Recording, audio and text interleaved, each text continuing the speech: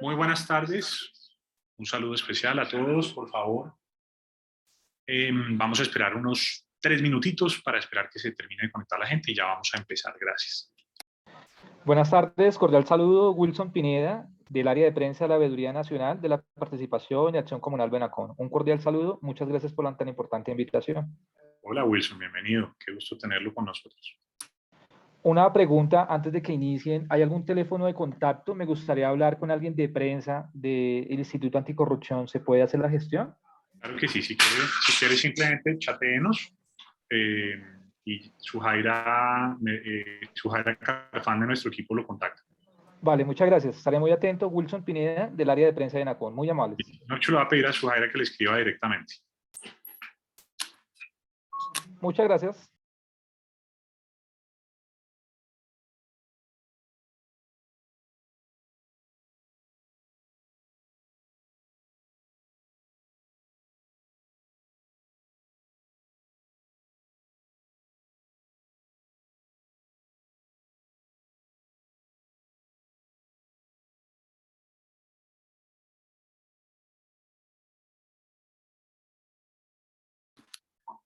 Bueno, muy buenas tardes a todos y todas, bienvenidos. Es un gusto tenerlos y tenerlas con nosotros en esta tarde. Tenemos ya 32 personas conectadas. Vamos a empezar muy puntuales por respeto al tiempo de todos los que llegaron cumplidamente. Para los que no me conocen, me presento. Yo me llamo Camilo Enciso, soy el director de una organización no gubernamental que se llama Instituto Anticorrupción, que busca promover una mejor comprensión del fenómeno de la corrupción en Colombia, aportar soluciones para enfrentarse a ese flagelo y que al mismo tiempo hace un poco de litigio estratégico en diferentes frentes. Uno de los temas en los que hemos venido trabajando durante los últimos años, desde que nos constituimos como organización, tiene que ver con los temas de transparencia y de integridad electoral. Y como ustedes muy bien pueden saber, claramente 2022 y las elecciones que se avecinan ahorita tienen por muchas razones muchísimos riesgos de corrupción. Y por esa razón consideramos que era muy importante poder tener este espacio con sociedad civil, con ciudadanía, con los partidos políticos, con testigos electorales, con toda la gente que tiene algo que ver en estos temas y que está interesada en esto para prepararlos para que puedan hacer veeduría y denuncia de manera oportuna. Queremos informarles, además, antes de entrar en materia, que vamos a estar grabando esta sesión por si alguno de ustedes tiene algún tipo de restricción o quisiera en algún momento hacer algún aporte que prefiriera que no quedara grabado, simplemente nos dice y lo que haríamos es pausar la grabación durante esos momentos. También quiero invitarlos a intervenir cuando lo consideren necesario. Esta es una presentación relativamente larga, entonces en la medida de lo posible intentemos que las intervenciones sean cortas y con preguntas como muy claramente dirigidas a los temas que vamos a estar mirando. Si prefieren irlas haciendo por chat, también lo pueden hacer, por favor, y yo les iré dando la palabra. Pero la idea es que vamos a estar mirando en esencia 16 delitos electorales y vamos a hacer como una reflexión preliminar que nos va a tomar también algunos minutos. Entonces voy a entrar directo a la materia para maximizar el aprovechamiento del tiempo e insisto, mil gracias a todos por acompañarnos hoy. Ojalá que se interesen en el trabajo que hace el Instituto Anticorrupción y si alguno quiere por una razón u otra conocer más de nosotros o ayudar o lo que sea, simplemente porfa escríbanos y estamos para trabajar en equipo con ustedes. Bueno, dicho todo eso, entonces voy a ir a nuestra tabla de contenido. Esto es básicamente lo que vamos a estar mirando a lo largo de la sesión de hoy. Y permítanme hacer un par de notas preliminares ya sobre el tema objeto de la reunión de hoy, que es delitos electorales. Lo primero es que para nosotros es crítico que la ciudadanía entienda que la vigilancia electoral tiene que ser una responsabilidad compartida.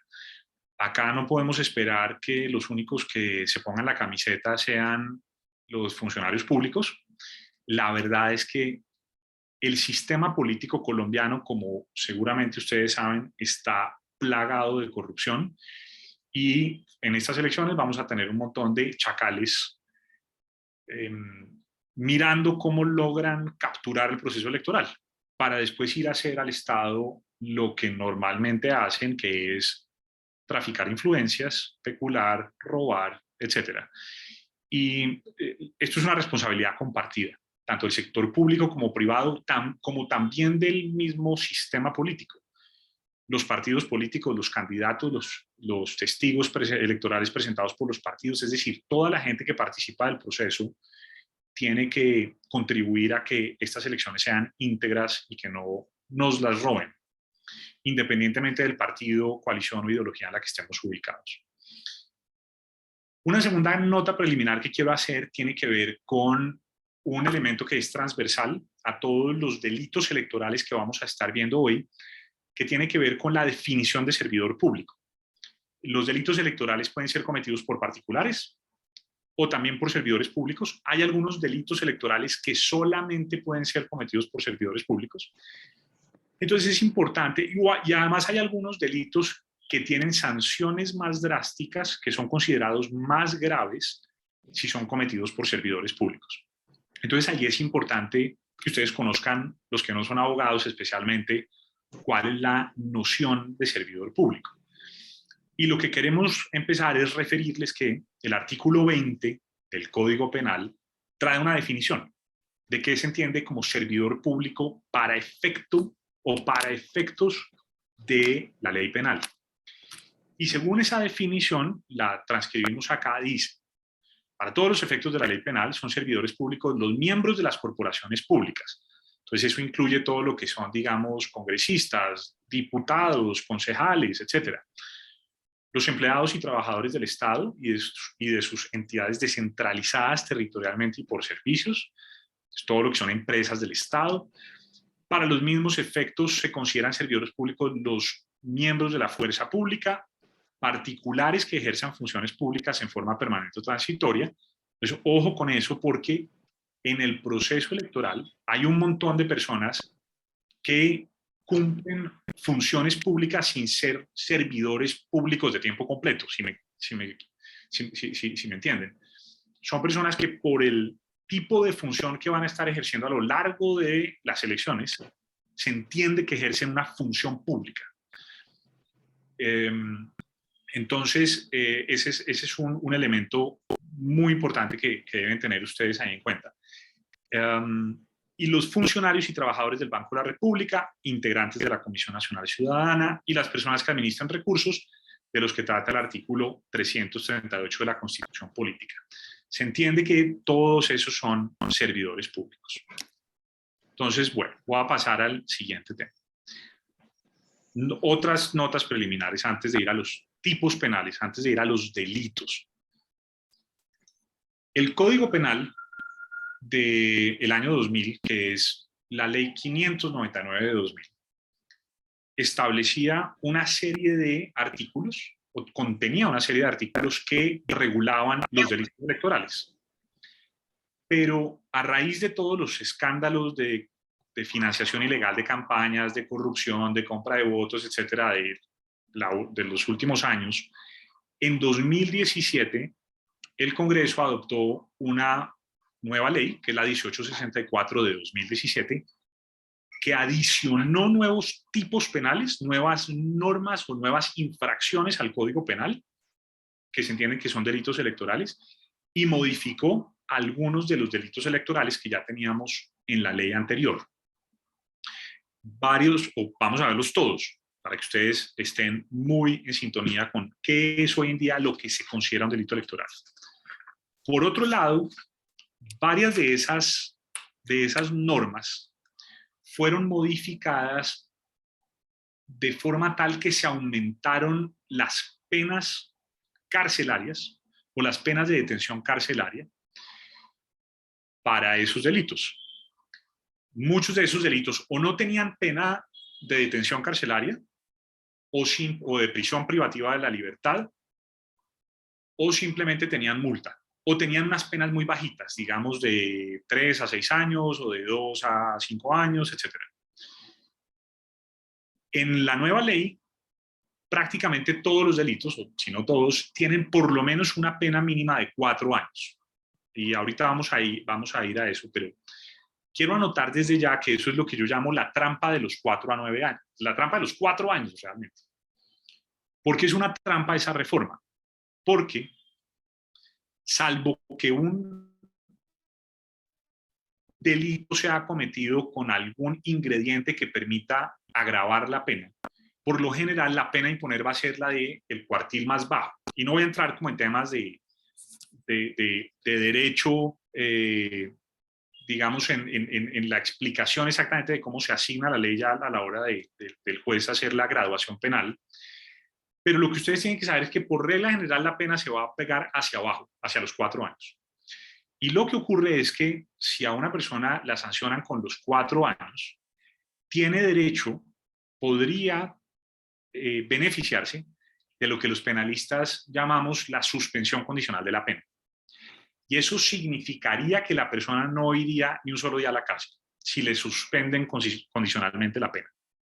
Entonces, ojo con eso, porque el Congreso y la gente que hace populismo punitivo normalmente está hablando de incrementar la pena, entonces en efecto acá la ampliaron, pero sigue quedando la parte inferior de la pena en los 4 años que permite la suspensión condicional. Entonces es posible que así haya todo un proceso de investigación efectivo y condenas. Es muy posible que la mayoría de las personas que se han...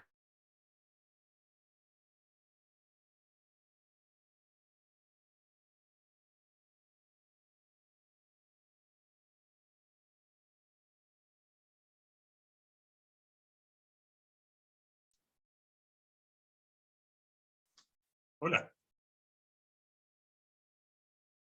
¿Me siguen? Sí, señor. Creo que se le fue la camisa. Se me ha caído la conexión. Sí, se cayó la conexión. Se me ha caído la conexión. Les voy a pedir 2 minutos, por favor. Les voy a pedir 2 minutos, porfa, para resolver el problema aquí logístico de conexión. En 1 minuto, perdón, qué pena con todos ustedes.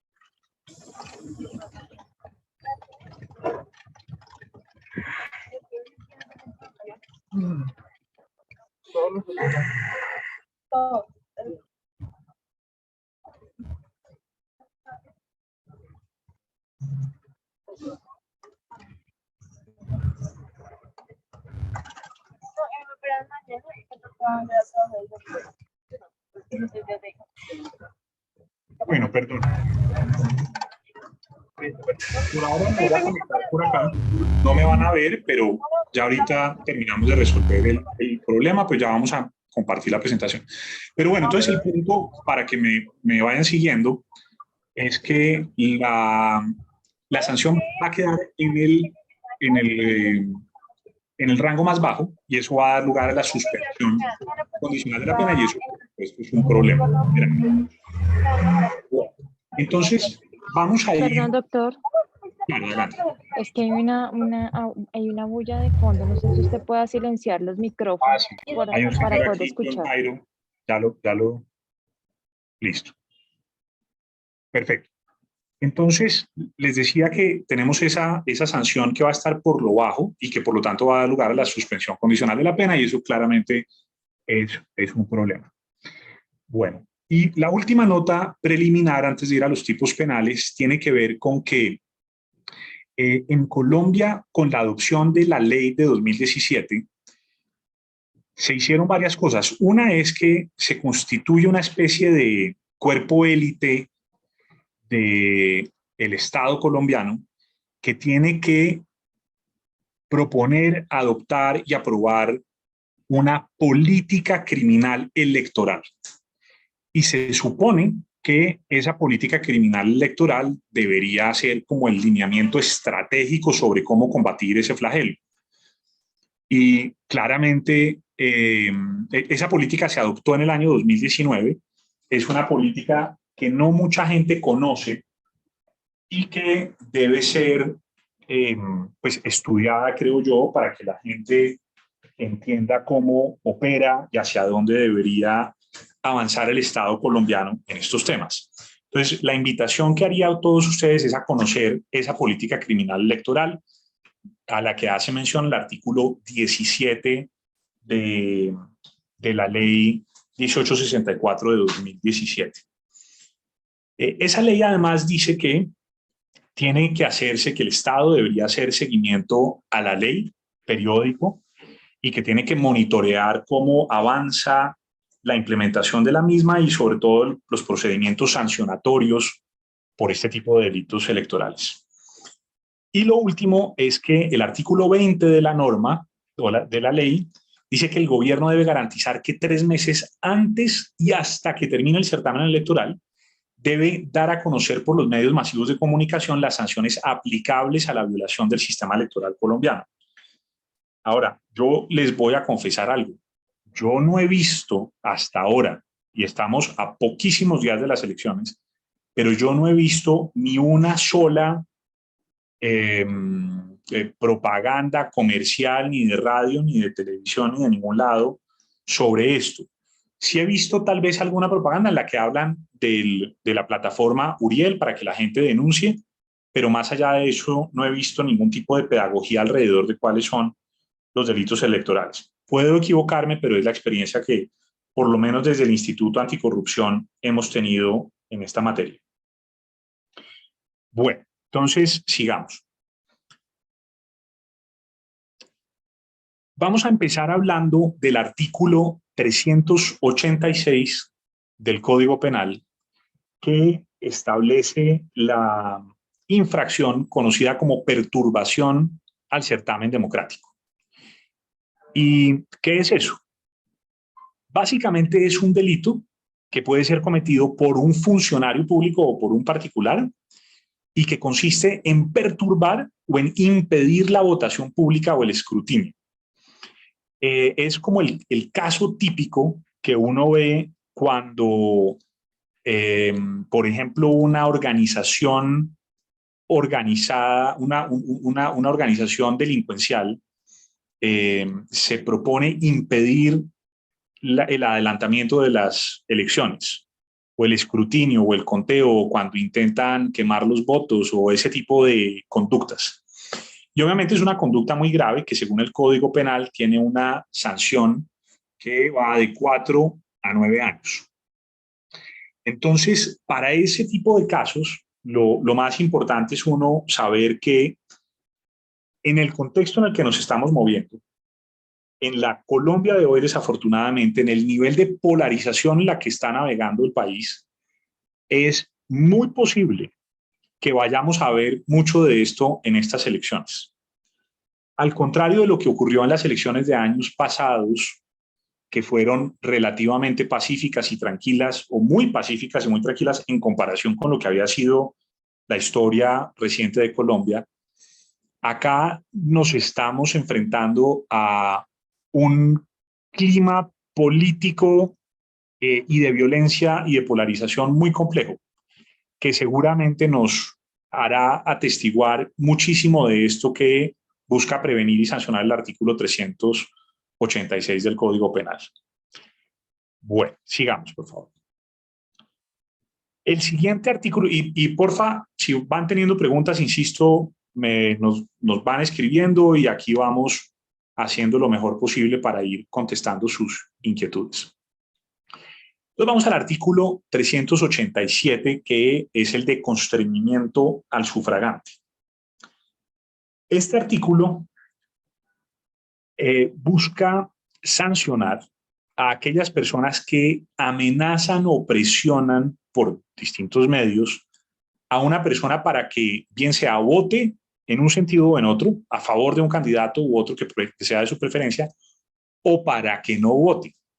Porque también el no voto puede tener beneficios electorales para quien lo impulsa, para quien impulsa y a quien le conviene ese tipo de abstención. Por ejemplo, en territorios que pueden tener una vocación más conservadora o más liberal o más progresista, dependiendo de los grupos de influencia y de quién detente el poder y la capacidad armada y de intimidación, puede ser de su interés impulsar ahí ese constreñimiento o realizar ese tipo de constreñimiento.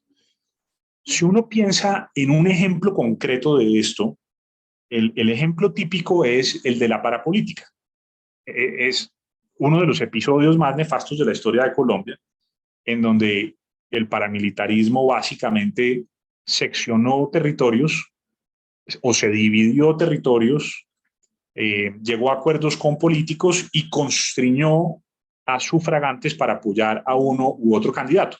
Tanto que en varios municipios del país aparecían, por decir algo, 986 votos a favor del senador A y al otro senador le aparecían solamente 3 o 4 votos. Claramente eso es un delito, también condenado de forma grave y fuerte, que es una pena de 4 a 9 años. Y si eso es cometido por un servidor público, pues la pena también puede ser mayor en ese caso. Bueno, sigamos.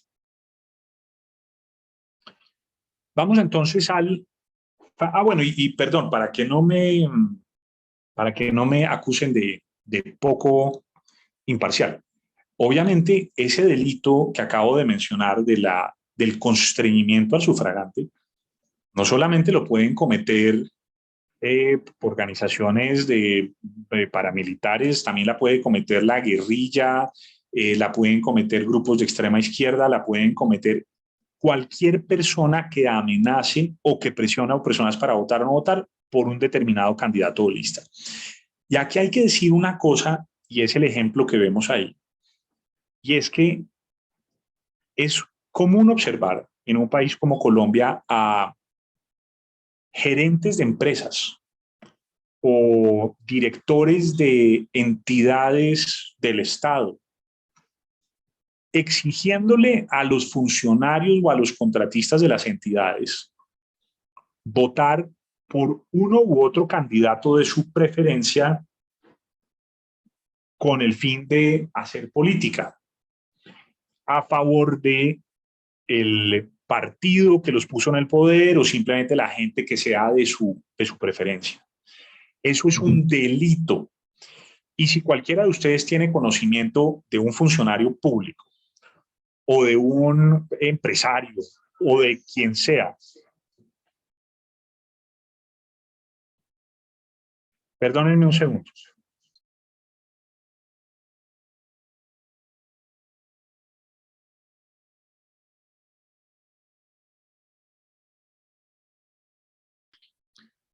Ya logramos reactivar mi cámara. Entonces, si ustedes tienen conocimiento de cualquier empresario, director de compañía o lo que sea que esté pidiéndole a sus trabajadores votar a favor de un candidato, con la amenaza, así sea implícita, de que si no votan por esa persona los van a despedir, ahí claramente hay una conducta delictiva que debe ser sancionada.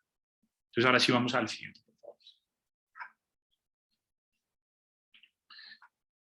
Bueno, entonces estamos en el fraude al sufragante. ¿Qué es el fraude al sufragante? Bueno, básicamente es utilizar el engaño, maniobras que induzcan a error al votante para mejorar la posición de uno de los candidatos. Eso es en esencia.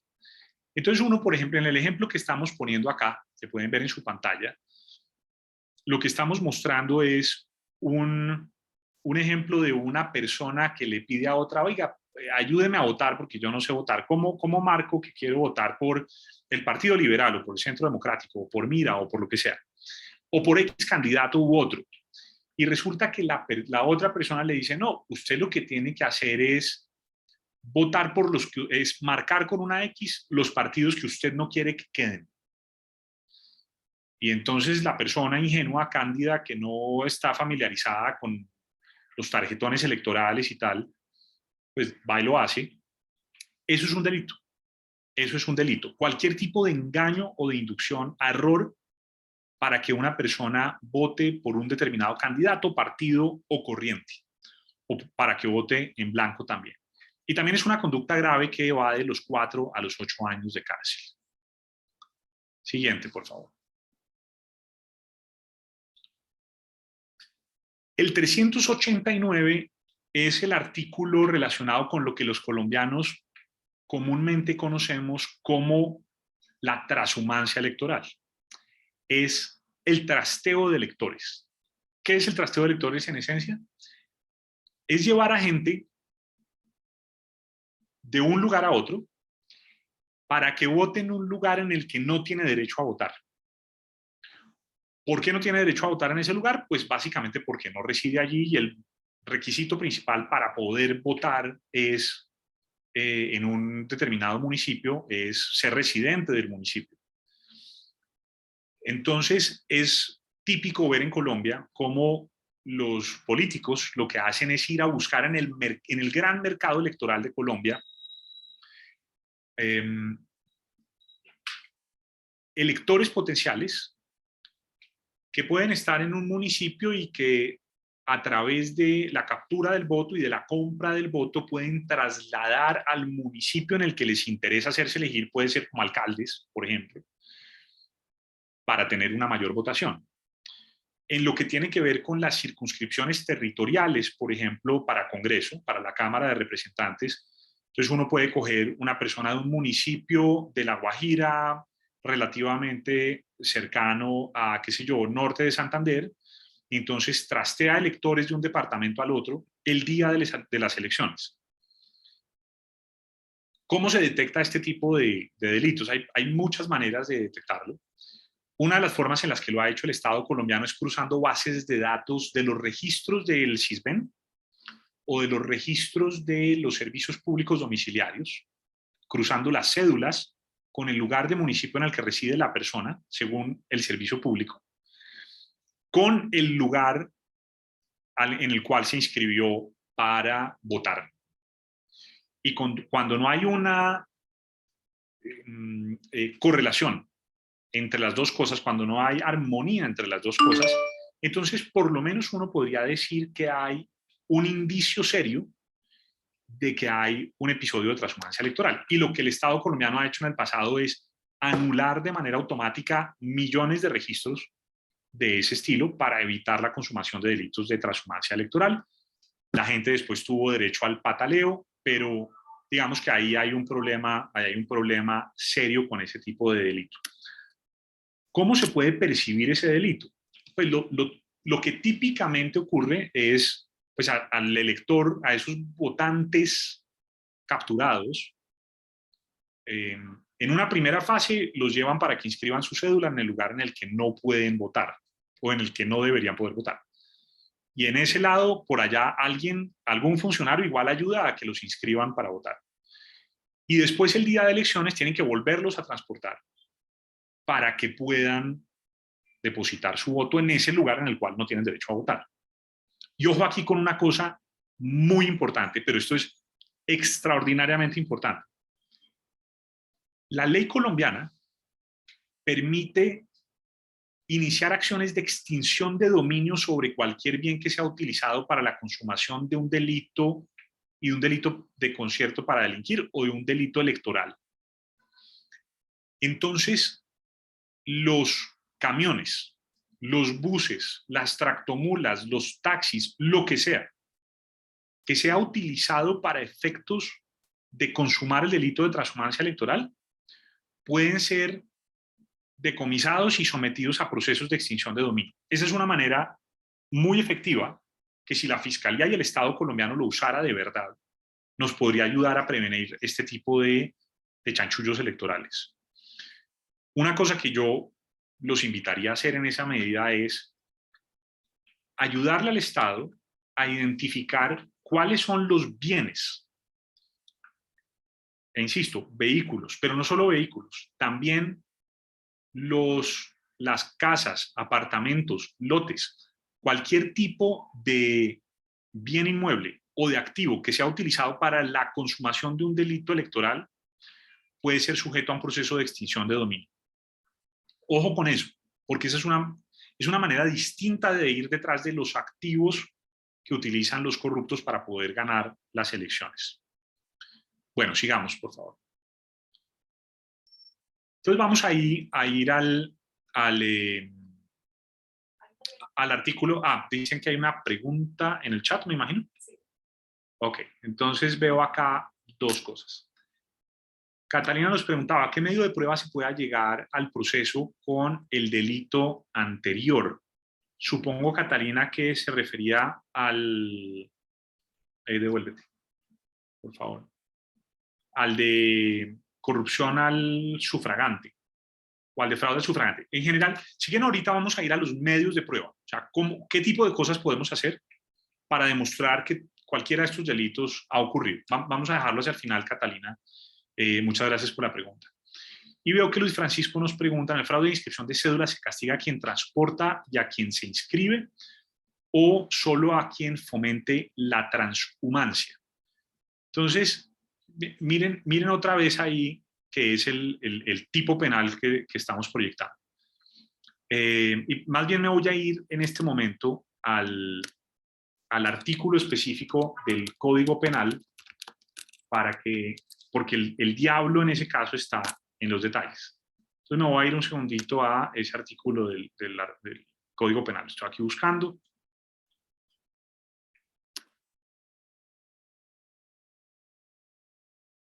Listo. Les voy a compartir un segundo acá mi pantalla.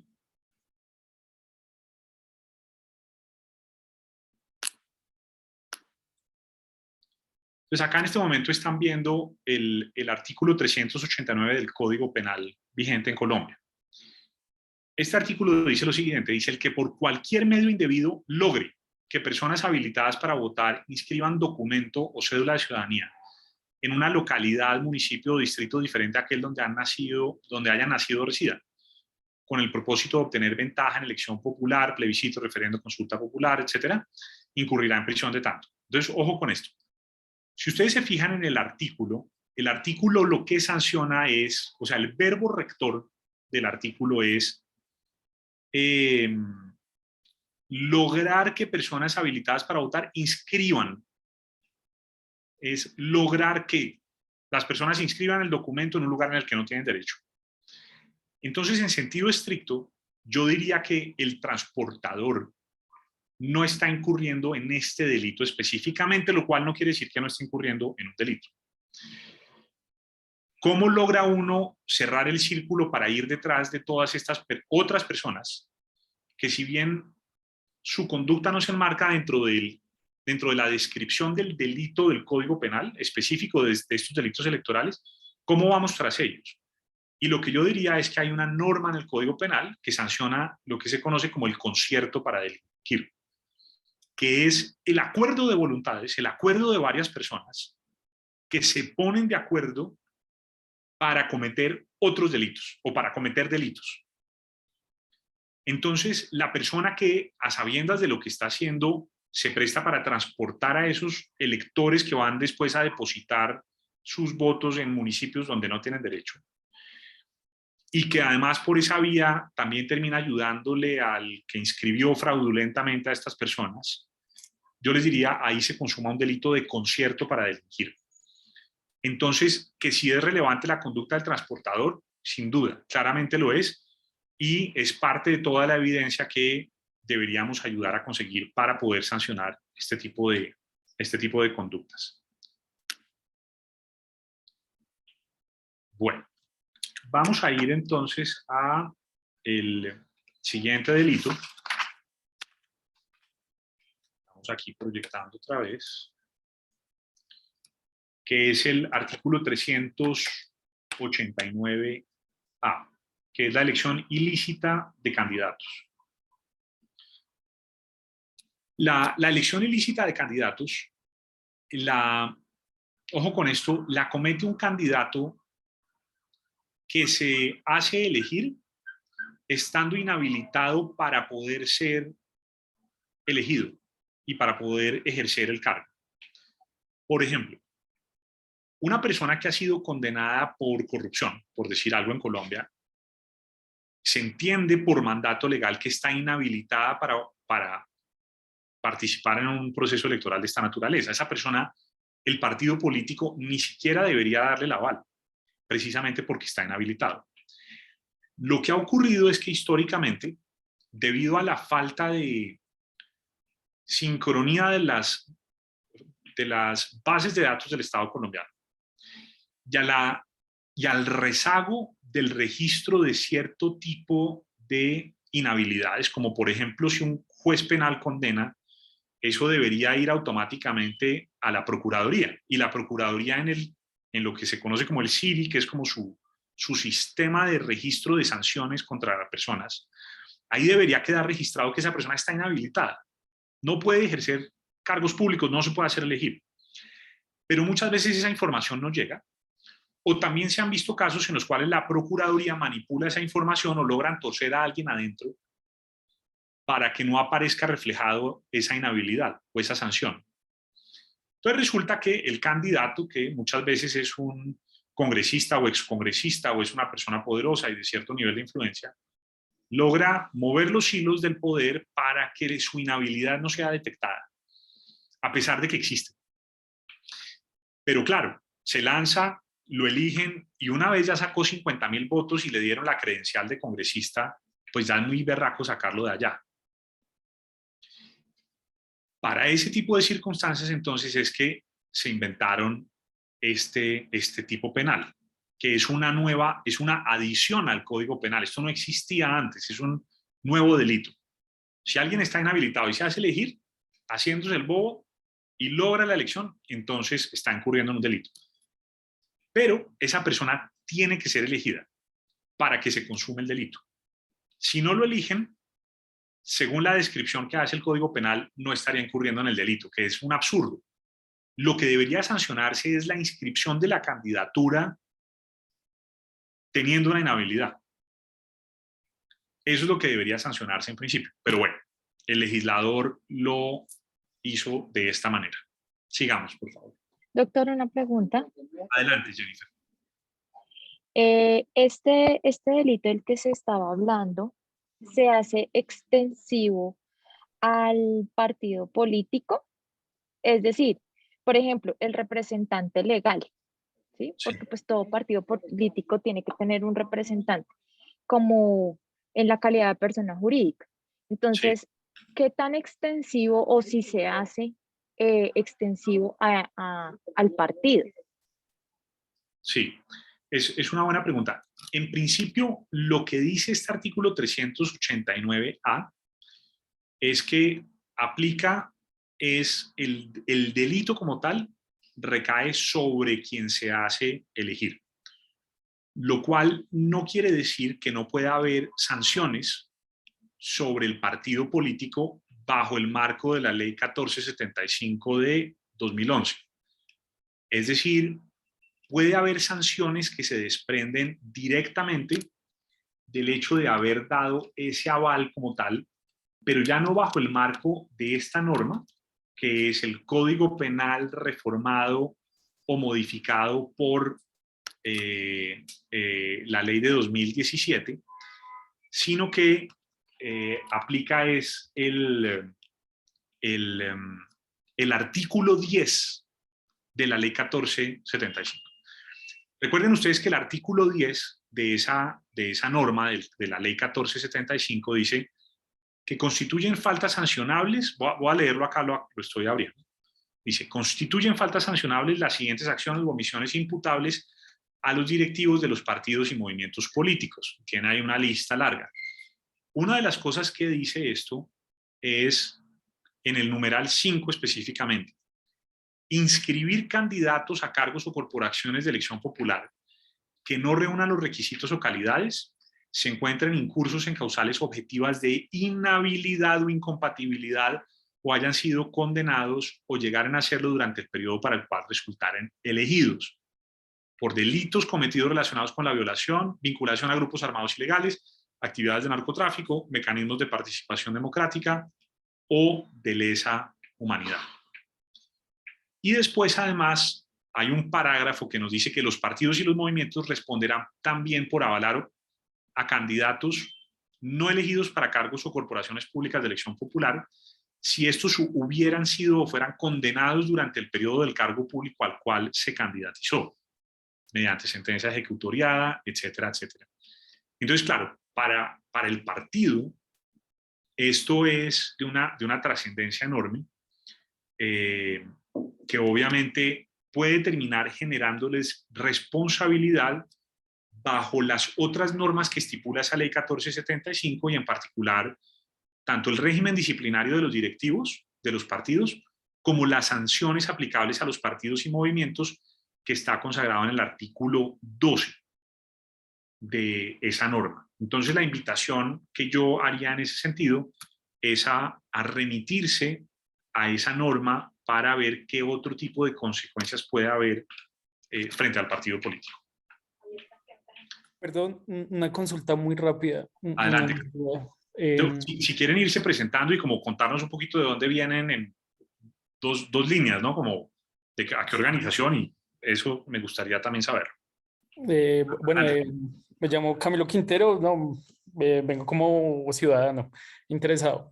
La pregunta es, en el caso de los candidatos que están condenados y deciden no lanzarse o hacer campaña, sino colocar una persona que ellos controlan, ¿hay alguna forma de sancionar esa conducta o de limitarla?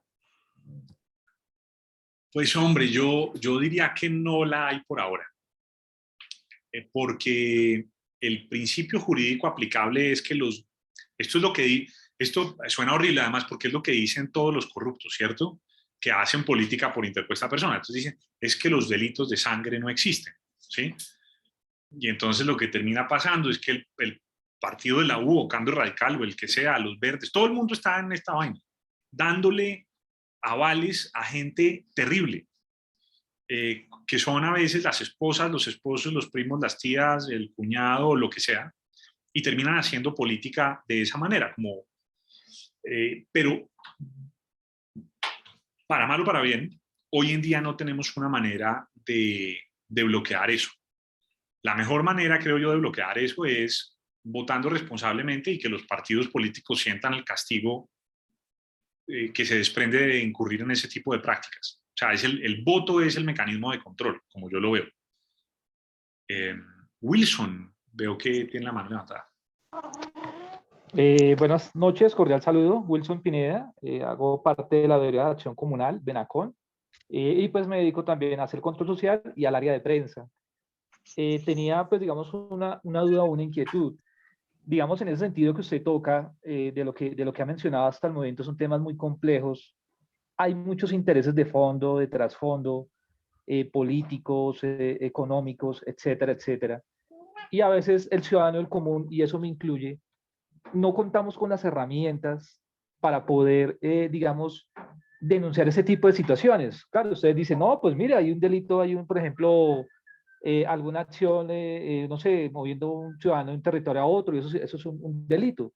Claro, uno va y denuncia en el territorio, pero realmente uno no cuenta con las garantías ni con las herramientas suficientes para, digamos, poder poner en conocimiento de eso ante la ley. Por ejemplo, en nuestro caso, ejercer control social, y muchos ciudadanos saben que ejercer control social en el país es colocarse una diana en el pecho y buscarse una muerte pendeja, y lo digo con todo el respeto que se merece, en el sentido de que a veces denunciar en Colombia es ponerse uno la soga al cuello.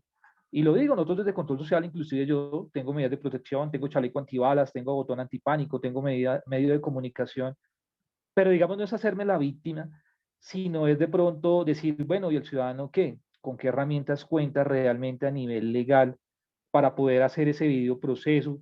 Por supuesto, en el sentido de que es una presunta falta a una situación en las elecciones que se avecinan. Y por supuesto, el Instituto Anticorrupción, de pronto, ¿qué acompañamiento podría realizar ese ciudadano del común? Y no solamente aquí en la ciudad de Bogotá, en muchos territorios, veredas, corregimientos, donde sabemos que la violencia es tan fuerte, tan ácida, y a veces ellos quedan inmunes, quedan ahí, mejor dicho, quietos, no pueden hacer nada, pávidos, porque dicen, no, pero si es que yo denuncio, automáticamente el servidor público de la fiscalía o inclusive de la misma entidad que ejerce control hace proceso, están infiltrados dentro con toda esa maquinaria política y después resulta siendo víctima, amenazado, desplazado, inclusive muerto, como le pasa a nuestros líderes comunales en el territorio. Entonces, en ese sentido es, bueno, yo denuncio y hay algún acompañamiento. Digamos, ese ciudadano común, ¿qué puede hacer? Sí, porque es que a veces, claro, ahí están y uno lo ve, o sea, uno ve en la cotidianidad ese tipo de situaciones fuera de contexto, pero la pregunta es el ciudadano común, ¿qué hace? Un ciudadano común que simplemente trabaja así como yo, que vive el día a día y que es una persona con valores, correcta, transparente. ¿Y qué hacer en ese caso, por ejemplo? De acuerdo, mire, el Instituto Anticorrupción acaba de constituir una alianza de veeduría electoral con varias organizaciones.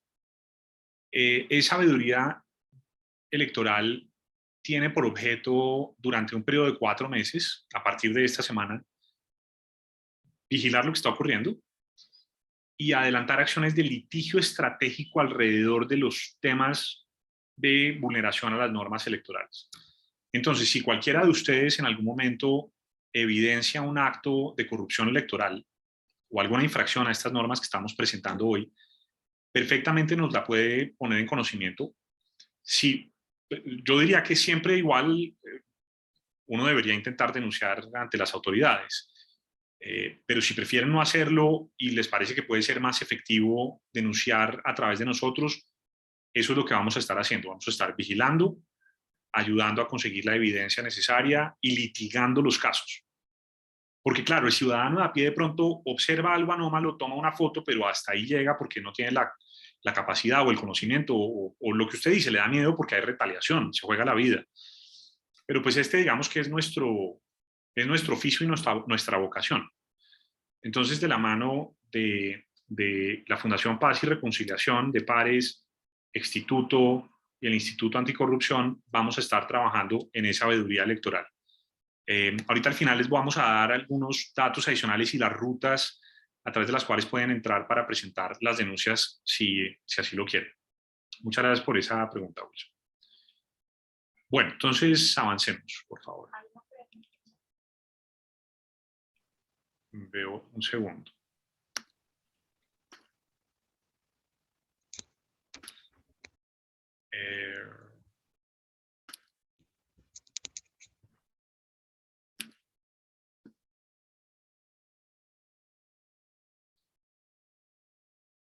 Permítanme si quieren avanzar, veo que hay un par de preguntas adicionales, pero ya vuelvo a eso pero para que no nos rezaguemos tanto en la presentación. Si quieren, permítanme avanzar un poquito, ahorita volvemos a preguntas. Entonces vamos a la corrupción de sufragante. ¿Qué es la corrupción de sufragante? Esto sí es básicamente la compra de votos, mejor dicho.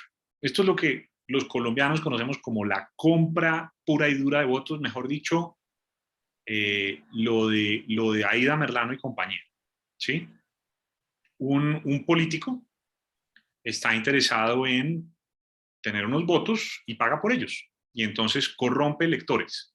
Básicamente va y le ofrece una plata, un dinero, a una persona que está dispuesta a votar a cambio de un beneficio. Este delito de corrupción de sufragante no requiere necesariamente de una contraprestación en dinero. Y es bien sabido cómo en Colombia pues hay muchos tipos de contraprestaciones posibles.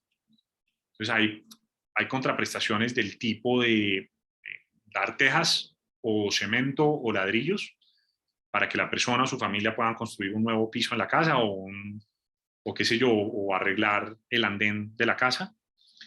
También es comúnmente conocido el tema del famoso tamal u otro tipo de beneficios o de dádivas.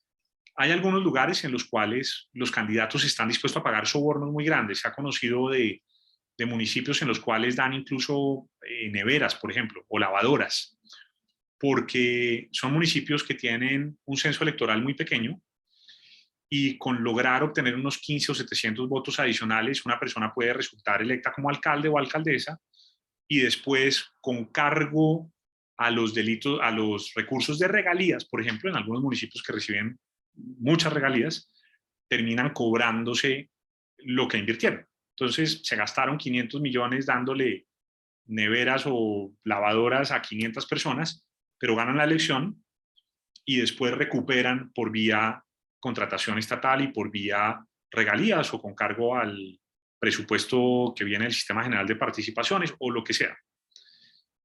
Pero en resumen y en síntesis, la corrupción del sufragante es ofrecer, y ojo con esto, es ofrecer o dar o pagar cualquiera de estos beneficios.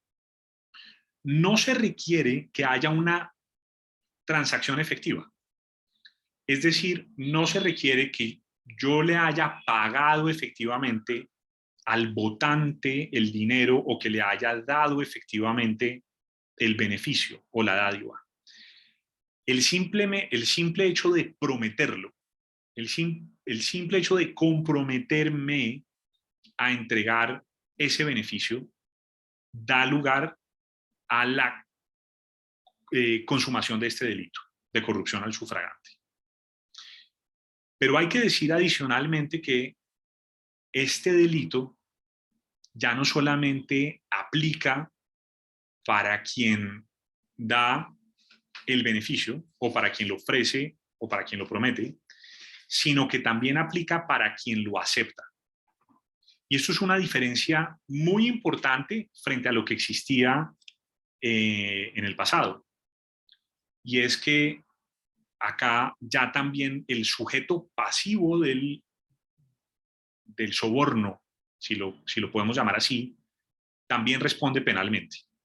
También responde penalmente. Y ahí me voy a ir un segundo al artículo correspondiente del Código Penal para que ustedes lo tengan muy presente. Ese artículo de corrupción de sufragante exactamente dice lo siguiente, dice el que celebre con... A ver, perdón un segundo.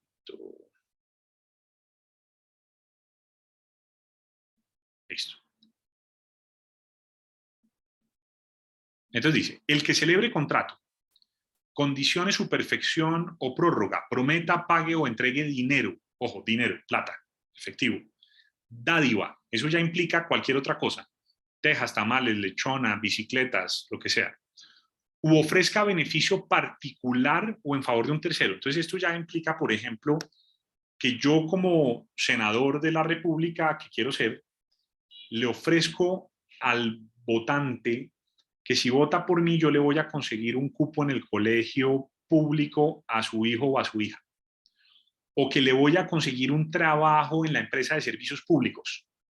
Todo eso son promesas ilegales, ilícitas, delictivas, porque en la práctica estoy prometiendo algo, un beneficio a cambio del voto.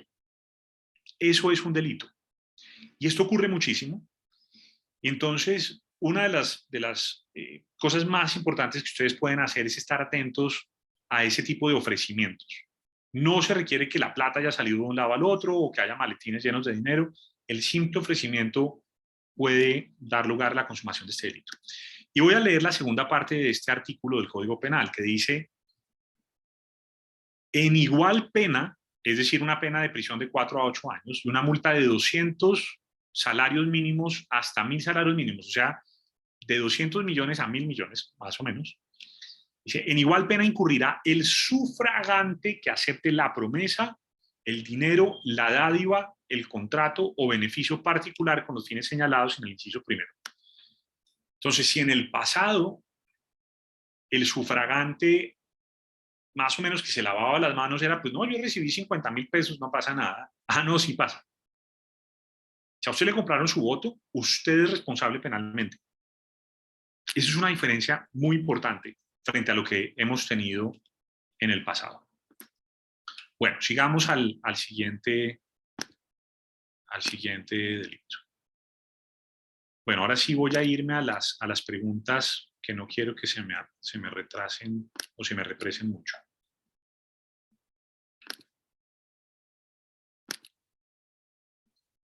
Entonces, veo acá que Alejandro Fajardo nos dice, ¿qué pasa cuando quien está detrás del delito es el mismo Estado? Eso es un buen punto, pero a veces en efecto es el Estado, pero el Estado está conformado por personas y para efectos de la ley penal, lo que nos interesa es quiénes son las personas de carne y hueso que participan en la estructuración de estos delitos electorales. Entonces, lo demás obviamente pues, nos lleva a una discusión más desde la estructura del Estado, desde la política, desde el análisis de la corrupción y de la captura institucional en general. Pero acá lo clave para efectos de la elección que se avecina es quiénes son las personas de carne y hueso que deben responder por los delitos. Después veo que Camilo Quintero preguntaba en el delito de elección ilícita de candidatos en los casos que el político condenado no se postula, pero sí... bueno, esto ya lo habíamos evacuado, perdón. Marta Benavides. Dentro de este delito, si esa persona logra posicionarse finalmente, por ejemplo, dentro del Congreso, siendo esto ya lo hemos visto. María Pulido, ¿cómo educarnos para hacer control social y control político frente a los empleados que tenemos en el Congreso? Bueno, vamos a dejar esa pregunta, María, para el final, una vez logremos evacuar todos estos delitos que estamos analizando acá. Bueno, entonces tenemos el siguiente, que es el tráfico de votos. Bueno, veo manos levantadas, perdón, quiero dar la palabra primero a Fabio Huachetá. Fabio, adelante, y después a Luis. Porfa, no olviden presentarse, si así quieren. Muy buenas noches, doctor, demás asistentes a esta conferencia. Como tal, doctor, quisiera hacer una pregunta en perdón. Le llegó el Rappi a Fabio a la casa. Si quiere, Fabio, mientras resuelve, vamos a Luis, les propongo. Y ahorita volvemos con Fabio. Luis, adelante.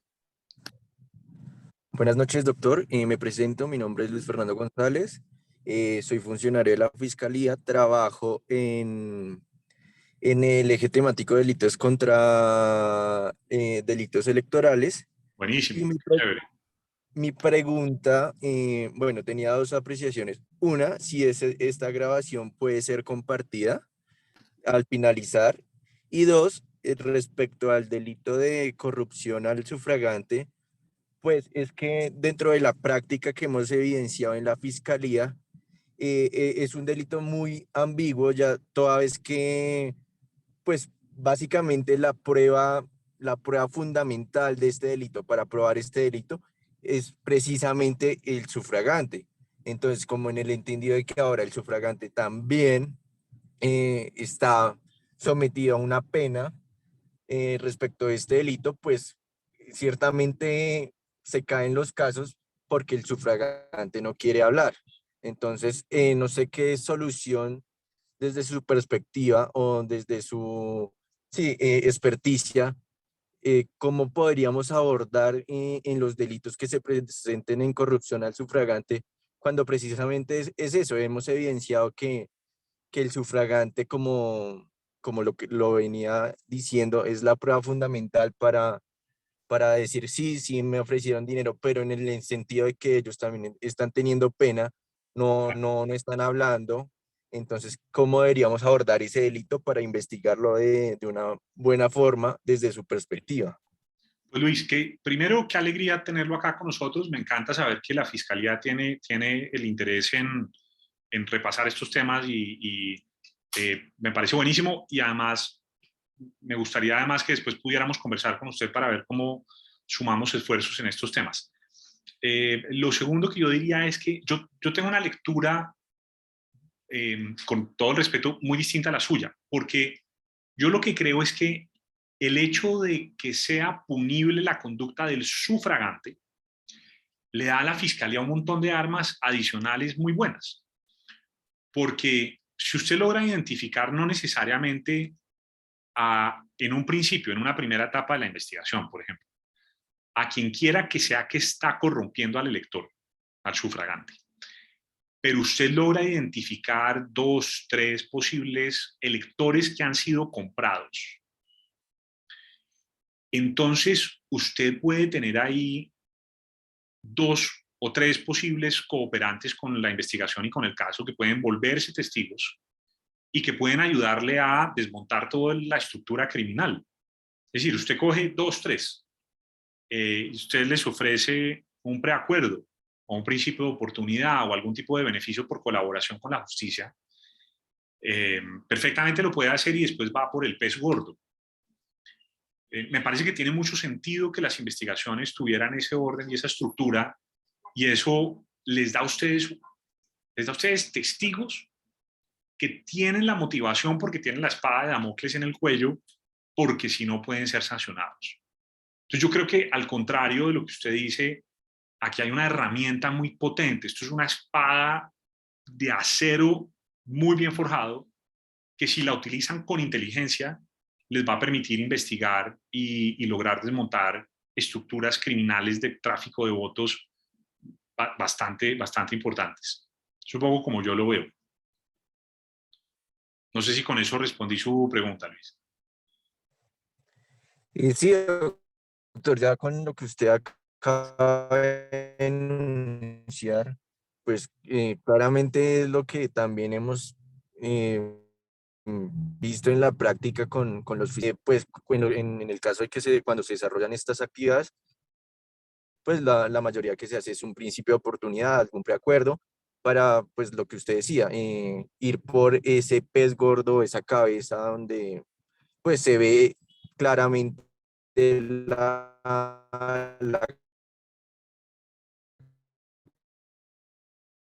corrupción en el país. Segundo, claro que sí, ustedes datos en el chat para pues tener esta comunicación con usted y trabajar Listo, Luis. Lo estamos escuchando. continuamente. El grupo del eje temático estamos muy interesados en todo lo que hemos venido trabajando. Perfecto, Luis. Lo estamos escuchando un poquito como un robot. La comunicación no está tan buena, pero sí, con mucho gusto nos encantaría sentarnos a trabajar en equipo con ustedes como unidad. Y además creo yo que una de las cosas que la Fiscalía tiene que tener muy presente es cuál es la política criminal electoral. Y uno de los principios rectores de la política criminal electoral debería ser ir detrás del pez grande, del corruptor, por definición. Y al sufragante corrompido verlo más como un instrumento que nos sirve para llegar a desmontar las estructuras de compra de votos grandes. Es un poco como yo lo veo. Bueno, ahora sí, Camilo Quintero, que le había llegado el rap y estaba tocando duro esa puerta. Adelante, Camilo, si quiere participar. Sí, señor, pero no, yo no soy el del rap, ese es otro asistente. Igual sí tengo una duda. Qué pena, juraba que era usted. Pero bueno, No, tranquilo. adelante, Camilo. En el de elección, ¿cómo es que se llama el delito? Elección ilícita de candidatos, me surgió otra duda, y es, usted ahorita mencionaba que pues uno de los requisitos para que se consolide la conducta punible es que la persona sea elegida. Entonces, ahí me surgió la duda de si el competente en la investigación y juzgamiento es la Corte Suprema de Justicia o la Fiscalía. Y si es la Corte Suprema de Justicia, cuando pues hacen la jugada de renunciar al cargo para que los investigue la Fiscalía, si aplicaría o bueno, ¿cómo se manejaría? Mire, le soy súper franco, está muy buena la pregunta y no sé, me toca hacer la tarea y ponerme a investigarlo. Porque claro, esta es una persona que es elegida y llega y después eventualmente tendría, pues digamos, el fuero. Yo creo que ahí, no sé, yo tengo la impresión de que no debería cobijarlo, pero no sé, y no quiero hablar carreta. Entonces me queda de tarea, pero es una excelente pregunta. Si de pronto alguien acá, algún abogado, jurista que tenga el tema claro nos quiere aportar, bienvenido. Aquí estamos construyendo conocimiento entre todos. Buenas tardes, ¿cómo están? ¿Qué hubo? ¿Qué más, Sebastián? Me presento Sebastián Sánchez, trabajo en el Congreso de la República. Mucho gusto, Sebastián. No, el tema creo que va por el siguiente lado. Si él se hace elegir, si esa persona llega al Congreso, la competencia sí recae en la Corte Suprema de Justicia. Pero si esa persona llegase a renunciar, la Corte Suprema de Justicia pierde la competencia y sería la Fiscalía quien tendría que investigar ese delito. Pensaría que va por ese camino. Sí, pues tiene sentido que sea, ¿no? De todos modos, porque al final, pues digamos, la figura busca proteger de manera especial a quien ocupa la posición. y de todos modos la investigación sería posterior al momento de la elección. Ahora, no sé, ahí, entonces uno también podría decir, bueno, pero ¿qué tal si todavía no se ha posicionado o posesionado? Es decir, todavía no es congresista, lo eligieron, pero todavía no ha empezado a ocupar el cargo. De golpe ahí nos aplicaría una investigación normal por parte de la Fiscalía. Me parece que en ese caso eso podría ocurrir. Pero no sé, es una interesante discusión y le agradezco a Sebastián el aporte. Sí creo que una vez el congresista esté ya en la curul, probablemente aplicaría la investigación por parte de la Corte, un poco como ocurrió con el caso de Aida Merlano, es decir, sale y compra votos, independientemente de que haya sido previo o con anterioridad a que sea congresista, igual lo investiga la Corte. Pero si simplemente lo han elegido y todavía no es congresista en sentido estricto, probablemente tendría que ser la Fiscalía. Pero nos queda esa tarea. Muy, muy interesante la pregunta. Creo que Camilo quería sugerir algo o plantear algo. No, señor. No, se le había quedado la mano levantada. Sí, señor, ya la bajé. Bueno, perfecto. ¿Perdón? Fabio, me dicen que tiene alguna inquietud. Bueno, antes de que hable Fabio, respecto al comentario que hizo, si este congresista o esta persona no se llegase a posesionar, primero, esa persona tiene 8 días para posesionarse, a menos de que tenga una excusa válida. Segundo, si no aporta la excusa válida, aplica otra sanción, que es la pérdida de investidura. Entonces, es como un término muy pequeño, 8 días, entonces, si no se llegase a posesionar y comete el delito, efectivamente, ese problema de tipo penal quedaría en la fiscalía. Pero es muy difícil que un congresista no se llegase a posesionar, ¿no? Sí, de acuerdo. De acuerdo, listo, no, perfecto, buenísimo. Y tomo nota además de los tiempos de posesión que no los tenía tan claros. Muchas gracias, Sebastián. Bueno, entonces vamos al 390, que es el tráfico de votos. El tráfico de votos es un delito que se adicionó al Código Penal, no existía antes, y esta es una disposición que busca atacar la compra de votos en masa, digamos, como la compra de votos en la que participan en particular los famosos líderes sociales, o no líderes sociales, perdón, corrijo la terminología, los líderes políticos que le ofrecen al candidato como paquetes de votos, es literalmente así. Entonces el líder entonces le dice, candidato, yo le puedo poner 200 votos, o 500 votos, o 1000 votos. Y entonces lo que hace el candidato es que le entrega una plata y de ahí para adelante el líder pues va y compra los votos. Ahora, el tráfico de votos es complejo porque yo creo que es un gran desafío para la democracia y para la persecución penal por una razón, y es que normalmente este delito está revestido de una aureola de legalidad. Entonces lo que le diría a un líder no es, deme 500 millones para comprar 500 votos o para comprar 1000 votos o 2000 votos. Lo que le diría es, candidato, necesitamos 500 millones porque hay que, para los refrigerios y para los afiches y para las pancartas de la campaña y no sé qué y tal, y ya se acerca el día de las elecciones y bla, bla, bla, en fin. Entonces es como una especie de gasto de campaña, pero al final lo que termina ocurriendo es que la plata se utiliza es para comprar votos y de pronto también utilizan un pedacito para darle un revestimiento de legalidad a todo el proceso. Y entonces esto no es tan sencillo de mostrar. A mí me encantaría conocer la posición de la Fiscalía, aunque creo que se nos fue Luis, sobre esto. Pero yo creo que este tipo de delitos tiene ese problema, ¿no? Y es un problema ya más de prueba. Hay algunos casos en los que es muy sencillo, porque la estructura organizada para ir comprando el voto termina operando de una manera en la que es muy fácil, digamos, al final terminar identificando que la estructura está hecha es para comprar votos. Pero hay algunos, como los que estoy mencionando, en donde esto es un poco más velado. Entonces, el delito como tal consiste en el ofrecimiento de votos de un grupo de ciudadanos a cambio de dinero o dádivas, para que esos ciudadanos consignen su voto a favor de un determinado candidato. Ahí tenemos como ejemplo ¿no? Alejandro le ofreció al Partido Colombia Nuestra Prioridad la venta de un grupo de votos para que este partido los usara a favor de Marcelo, candidato a la presidencia. Ese es el típico caso, 390A. Sigamos, por favor. Tenemos el otro, que es el voto fraudulento, que es el que puede cometer un funcionario público o un particular, puede ser cualquiera de los dos, pero que consiste en la suplantación del sufragante. Entonces, por ejemplo, yo voto con la cédula de otra persona. Me hago pasar por otra persona para votar.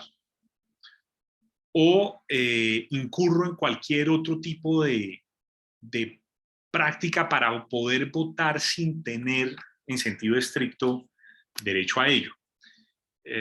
Y acá, como siempre, es importante ir a la norma, ¿no? y leer lo que el Código Penal exactamente dice. Entonces, el Código Penal dice: el que suplante a un ciudadano o a un extranjero habilitado por la ley, o quien vote más de una vez, ojo con eso, o sin derecho consigne voto en una elección, plebiscito, referendo, no sé qué, entonces incurrirá en prisión. Entonces es votar haciéndose pasar por otro o sin tener derecho a votar.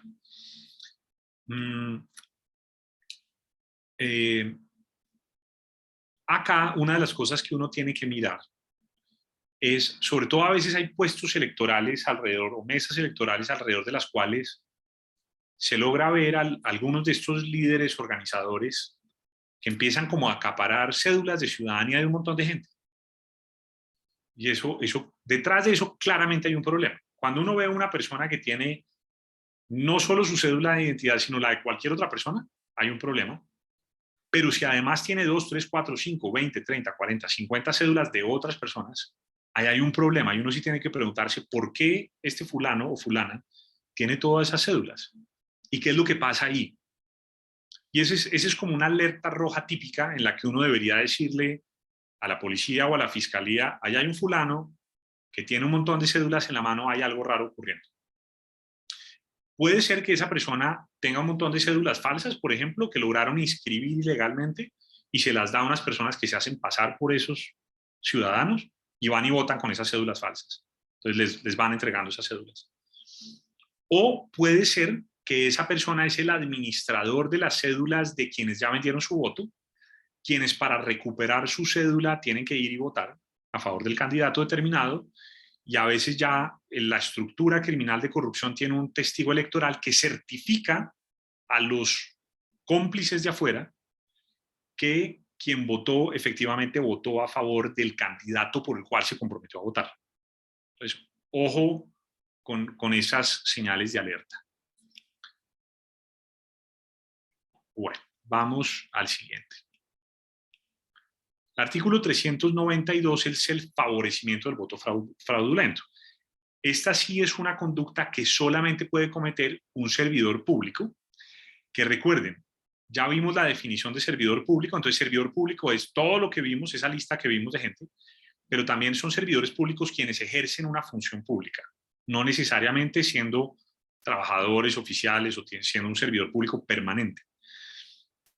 Cualquier persona que contribuya a que ese voto fraudulento pueda depositarse está facilitando un delito y está incurriendo a su turno en este delito, favorecimiento de voto fraudulento.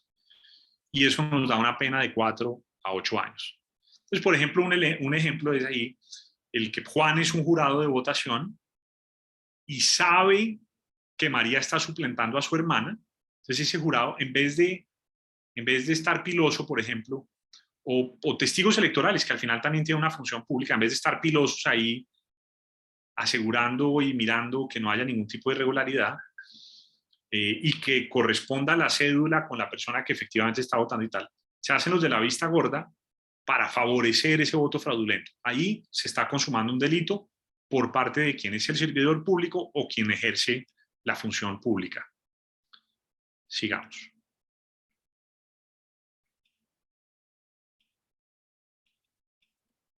Bueno. Artículo 393, que es la mora en la entrega de documentos relacionados con la votación. Ustedes recordarán por allá en las elecciones de Misael Pastrana famosas que dieron origen al M19, cómo se tumbaron unas elecciones con unos votos que aparecieron por allá en un avión que trajeron desde Nariño a la medianoche. O sea, al final de la noche estaba ganando un candidato, Rojas Pinilla. Y al día siguiente llegaron un montón de votos de Nariño que le aparecieron a Misael Pastrana, quién sabe de dónde. En Palabras Pendientes, les recomiendo el libro de Alfonso López Miqueles, en él cuenta ese episodio y cuenta exactamente cómo se consumó y quién le contó y cuál fue el senador que participó de todo ese chanchullo. Y así lo hicieron. Entonces, claro, la demora en el desconteo de votos facilita enormemente la corrupción electoral y por eso además se ha hecho muy famosa esa frase de que el que escruta elige. Porque, claro, si usted escruta y es corrupto, tiene la capacidad de mover la elección en una dirección u otra. Entonces, es muy importante que los resultados electorales entren rápidamente para que se puedan contar y que haya confianza en el sistema electoral. Entonces, ¿en qué consiste formalmente esta mora en la entrega de documentos? Es la falta de entrega oportuna a la autoridad competente de los documentos electorales. Ya te doy la palabra. Sellos de urna o la famosa arca triclave, que es una arca en la cual se van incorporando un montón de documentos electorales, tiene 3 llaves que manejan los famosos claveros, eso es un tema ya un poquito más técnico, más complejo. Pero el punto es, si yo no entrego de manera oportuna la información y la documentación, estoy incurriendo en un delito que tiene una pena que va de 4 a 9 años de cárcel y multa de 50 a 200 salarios mínimos.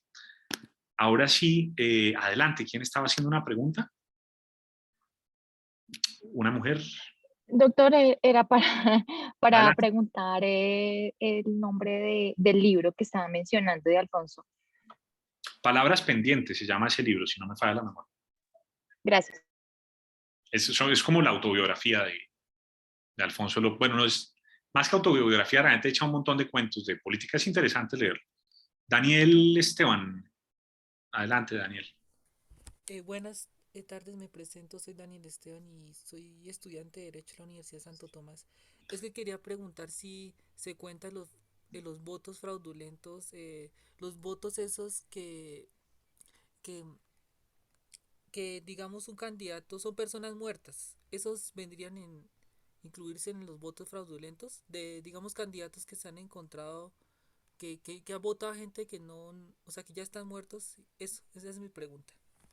Muchas Claro, gracias. exactamente. Si para poder ponerle un voto a un candidato determinado, la registraduría, por ejemplo, facilitó el registro de una cédula de una persona que está muerta, y después llega un fulano X, que obviamente no es la persona que está muerta, sino es una persona que está suplantando y se está haciendo pasar por esa persona que está muerta, y deposita un voto, esa persona está incurriendo en un delito, que es voto fraudulento, porque está votando de manera ilegal, ilícita, sin tener derecho a ello, a favor, o digamos haciéndose pasar por una persona que no existe, que está muerta. Entonces, ese es un buen ejemplo. Daniel, muchísimas gracias por traerlo a la mesa. Bueno, tenemos el artículo, y ya estamos casi llegando al final. Vamos con el artículo 394, que es el 11º delito de los 16 que vamos a ver. Este delito es el de alteración de resultados, que es en esencia, pues, manipular los resultados electorales y crearle votos a alguien o distorsionar los resultados electorales. Entonces esto lo puede cometer, puede ser tanto un funcionario público como un particular, y en resumen es alterar el resultado de una votación. Y esto se puede hacer también introduciendo documentos o tarjetones indebidamente o manipulándolos, por supuesto. Entonces usted puede tener un formulario X, el que sea el E14 o cualquiera de estos, y registrar información que no corresponde con la realidad de lo que se produjo en la mesa o en el puesto electoral y después en la mesa electoral, y de esa manera termina manipulando y alterando el resultado electoral. Entonces eso, por supuesto, es un delito. Y una de las cosas ahí claves que hay que mirar es si hay enmiendas, manipulaciones, tachones, cosas extrañas sobre los tarjetones y los formularios electorales para efectos de determinar si algo raro pasó y alguien le metió mano y está falseando esa información con fines ilegales. Sigamos, por favor. Tenemos además el artículo 395, que es el delito de ocultamiento, retención y posesión ilícita de cédula. Ojo con esto, miren, esto es muy importante porque muchas veces la forma en que las organizaciones delincuenciales, los grupos armados,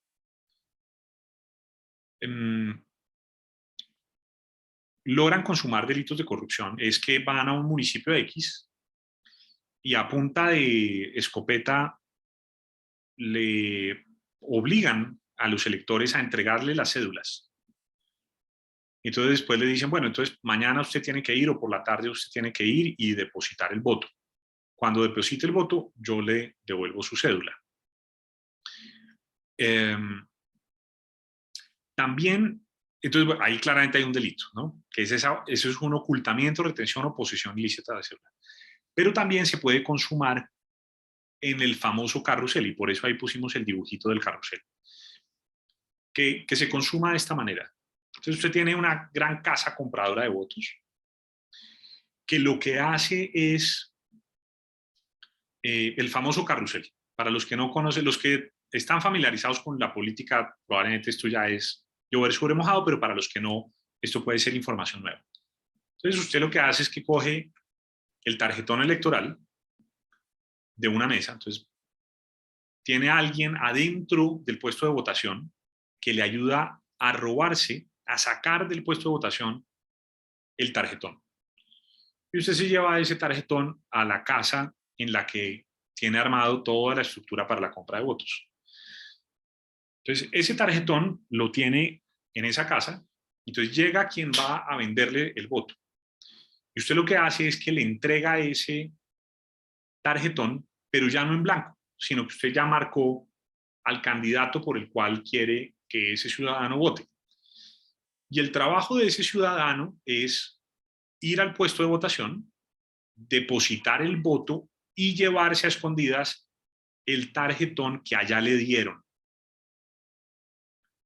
Y entonces la misión de esa persona es volver a la casa de compra de votos con el tarjetón en blanco y entregárselo al comprador de votos o a quien está organizando toda esa estructura criminal. Y en ese momento, cuando regresa con el tarjetón en blanco, es cuando le pagan. O sea, le dan 20,000, 50,000, 100,000 o 200,000 pesos, lo que sea. Y ese tarjetón que está en blanco se lo dan a un segundo personaje que vende su voto, que va al puesto de votación y recoge, deposita el que ya está marcado y regresa con el tarjetón en blanco. Por eso se llama carrusel. Es un círculo que permite la consumación de ese delito. Entonces, claro, la forma en que ocurre todo esto tiene relación con que el día de votaciones en esas casas, en esas grandes casas de elección, los que organizan todo esto tienen las cédulas de todos los que van a ir a vender el voto. Y entonces tienen unas listas en las que tienen todos los nombres de todas las personas con quienes ya acordaron que esto iba a ocurrir y las van marcando, en amarillo o en rojo, en resaltador o lo que sea. Todos los que van votando. Y de esa manera saben con exactitud cuántos votos le pusieron al candidato. Y después entonces se van a hablar con el candidato y dependiendo de cuántos votos efectivos haya puesto este líder o lideresa, pues dependiendo de eso tienen cierto nivel de retribución. Puede ser que les pagan por voto efectivo o puede ser que les dan puestos o contratos o algún tipo de gabela con el Estado o mermelada en general. Sigamos, por favor.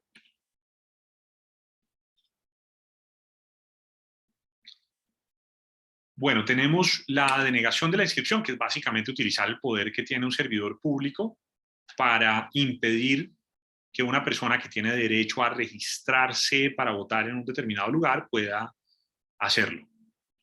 Entonces, perdón, corrijo, es la inscripción del candidato, disculpen, es la inscripción del candidato. Entonces ahí tenemos ese tipo de delito. Y entonces es la inscripción del candidato o de la lista de candidatos. O de la lista de candidatos. Ese es un tipo penal más sencillo. Bueno, después tenemos el 396A, este ya es el delito 14, nos faltan 3 incluyendo este, que es la financiación de campañas electorales con fuentes prohibidas.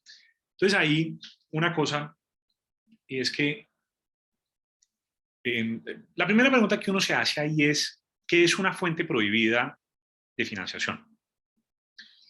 Y lo que tenemos que ver ahí es la ley 1475 de 2011, que es la ley de los partidos políticos, que en su artículo 27 define y regula qué es financiación prohibida.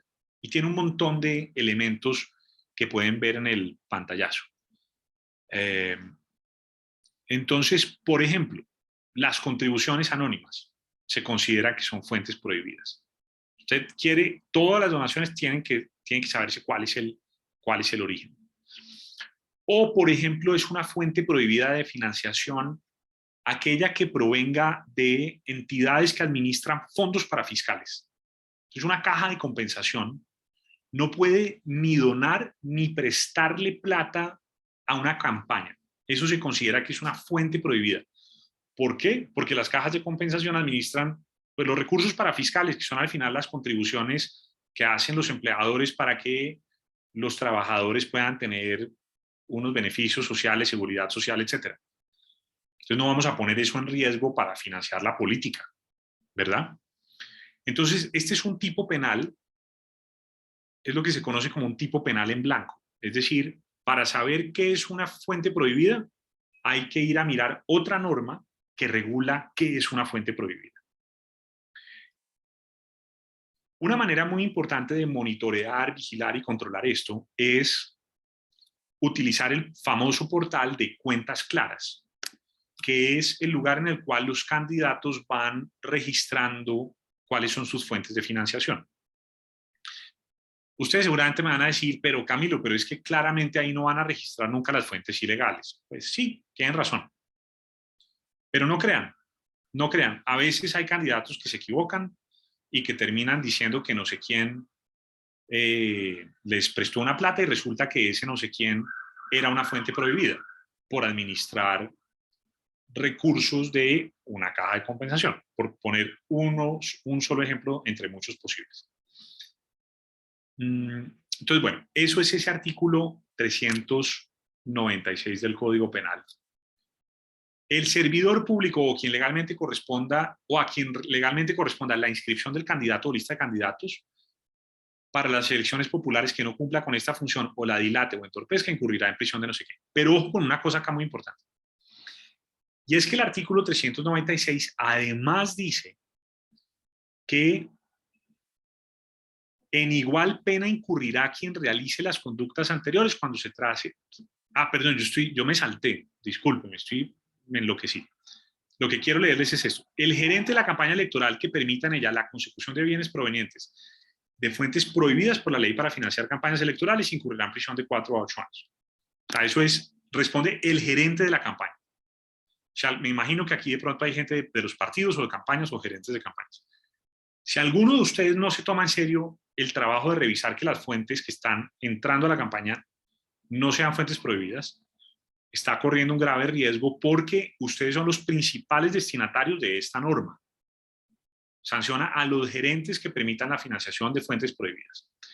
Pero, adicionalmente, la norma también sanciona, dice, en la misma pena incurrirá el respectivo candidato cuando se trate de cargos uninominales y listas de voto preferente que realice la conducta descrita en el inciso anterior. Entonces ya no es solo el gerente, sino que es también el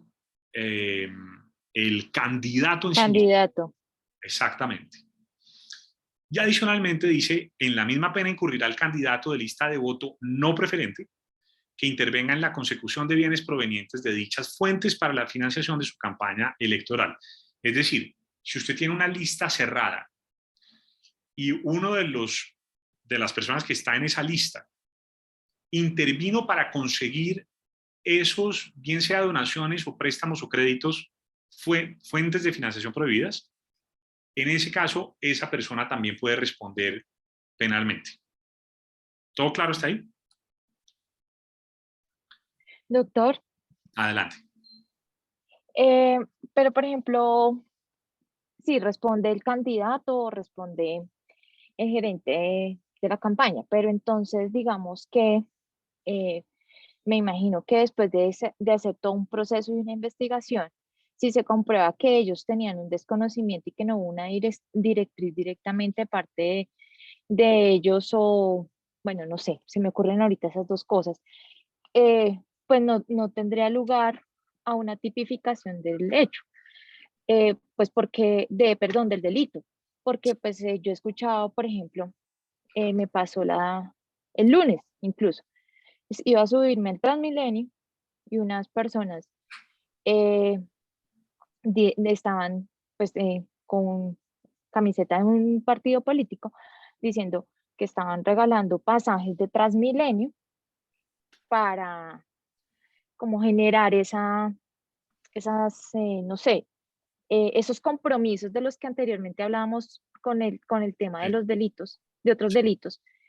Y pues claramente esas situaciones las generan las personas que en este momento están dando apoyo a esos partidos políticos por una necesidad clara de trabajo y demás, que en ningún momento llega a ser conocida ni por el gerente de campaña ni por el mismo candidato. Por ejemplo. Es una muy buena pregunta. El problema es que esta norma establece una especie de responsabilidad objetiva sobre el candidato. O sea, lo que esta norma penal está diciendo es, ¿sabe qué? No me importa. Y admite de alguna manera, como yo la interpreto por lo menos, admite la responsabilidad automática del candidato. Ahora, un penalista le diría, no, en principio, un delito para poder ser punible tiene que decir cuál es el elemento subjetivo de la conducta permitiendo que sea un delito culposo. Y en este caso lo que dice el tipo penal, este artículo, es simplemente lo siguiente. En la misma pena incurrirá el respectivo candidato cuando se trate de cargos uninominales y listas de voto preferente que realice la conducta descrita en el inciso anterior. Entonces, ojo con esto, ¿cuál es la conducta? La conducta en este caso es la misma conducta del inciso anterior, es permitir.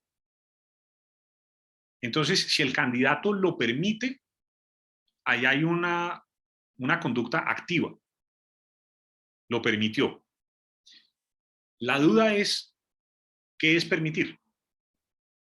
Entonces, si el candidato simplemente miró para el otro lado y se hizo el bobo, hizo como que no era con él, uno podría decir, lo permitió, lo toleró, lo avaló. Si al candidato le salió un fulano entusiasta en su campaña que él ni siquiera conocía y que eventualmente hace unos aportes a la campaña, ¿no? Manda a imprimir unos afiches. El candidato no sabía, la gerente no sabía, nadie sabía en la campaña. Entonces ahí uno puede ver esto de dos maneras. Una es que la campaña haya dicho públicamente solamente se recibirán aportes de esta manera, de forma regular y formal y no sé qué y tal, y estos son nuestros protocolos, y esta es la manera en que vamos a regular esta campaña. Y otra cosa es que haya dejado eso un poco suelto, como al garete. Entonces yo creo que para efectos de la responsabilidad penal, una de las cosas que un partido político o una campaña debería pensar es cómo documentar desde ya que su candidato ha dado una instrucción muy precisa a todo su equipo de campaña, en el sentido de que la única manera de recibir un aporte o una financiación es haciendo A, B y C y llenando este protocolo o este formulario, haciendo una debida diligencia sobre quién es el donante o el financiador, etcétera, etcétera. Pero yo creo que hay que documentarlo.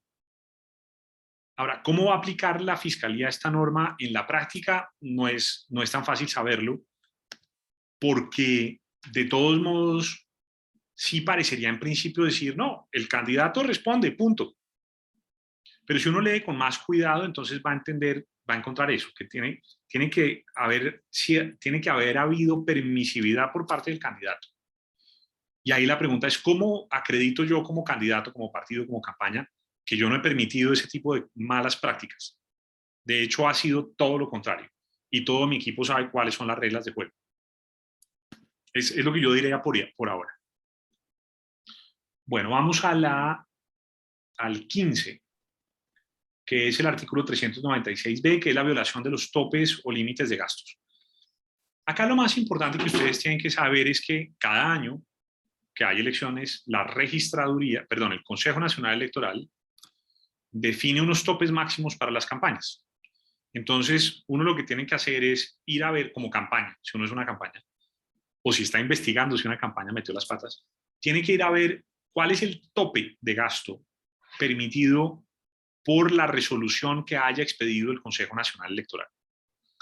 Y después una manera sencilla de contrastar eso por lo menos con lo que se ha declarado en la campaña, es ir al portal de Cuentas Claras y descargar los distintos formularios que están allí, en donde se reportan los ingresos y los gastos de campaña y las fuentes de financiación, etc. Y ahí entonces uno puede ver, bueno, estos fueron los ingresos de la campaña y puede contrastar si hay algún tipo de violación del tope. Obviamente, todos sabemos, lo que normalmente ocurre es algo muy distinto. Se reportan unos gastos hasta cierto punto en Cuentas Claras y de ahí en adelante todo lo manejan por debajo de cuerda. Entonces, si uno está investigando este tipo de cosas o las quiere denunciar, una de las cosas que tendría que intentar hacer es conseguir evidencia que muestre gastos de la campaña, que sean claramente de la campaña y que no hayan sido reportados. Ahorita vamos a hablar del tema de las pruebas, pero bueno, esto es otro delito que también da una pena importante, que, devuélvete un segundito, es de 4 a 9 años, creo, de 4 a 8 años de cárcel. Y en este caso, bueno, no, nada, eso es lo que tendría que decir sobre eso. Y vamos a nuestro último delito, que es la omisión de información del aportante. Recuerden que quienes aportan recursos a las campañas electorales también tienen un deber de reporte. Y este es un delito que se adicionó al Código Penal precisamente con la idea de que haya una obligación de cruzar información, o que sea posible más bien cruzar información entre lo que registra el candidato con lo que registran todos los aportantes o donantes o financiadores a las campañas. Entonces, el aportante a la campaña que no lo reporte está incurriendo en un delito, que es la omisión de la información del aportante. Y eso nos da una pena de prisión también de 4 a 8 años y una multa que puede subir, esta sí es grande, hasta los 1.200 millones de pesos. Y bueno, y en 5 minutos voy a cerrar la presentación y de pronto los escucho un par de minutos para preguntas. ¿En dónde denunciar? Se preguntan ustedes. Hay distintos canales. El principal que ha dispuesto el Estado colombiano es Uriel, que es una plataforma específicamente diseñada para poder describir los hechos, supuestamente poder subir los videos, fotografías, etcétera, como evidencia que sirva para identificar el delito. La última vez que yo intenté ingresar hace un par de semanas estaba caída la plataforma. Entonces, ese es el tipo de cosas a las que nos estamos enfrentando en estas elecciones. Pero en principio el Uriel es el canal institucional más importante para registrar esto. También el Consejo Nacional Electoral para lo que tiene que ver con conductas que puedan dar lugar a la pérdida de investidura. La Fiscalía, por supuesto, que es el ente de persecución penal, y el Consejo de Estado. Perdón, el Consejo Nacional Electoral para lo que tiene que ver con infracciones al régimen electoral en sentido estricto, y el Consejo de Estado para lo que tiene que ver con los procesos de pérdida de investidura. Obviamente en Colombia sabemos que a veces estas entidades o instituciones operan de manera relativamente lenta. Si uno quiere facilitarle a esas entidades el trabajo, tiene que aportar pruebas, evidencia. Y ahí lo clave es videos, audios, fotografías, condiciones de tiempo, modo y lugar muy específicas. Si ustedes le dicen a alguien, en Tauramena están comprando votos, eso no sirve para nada.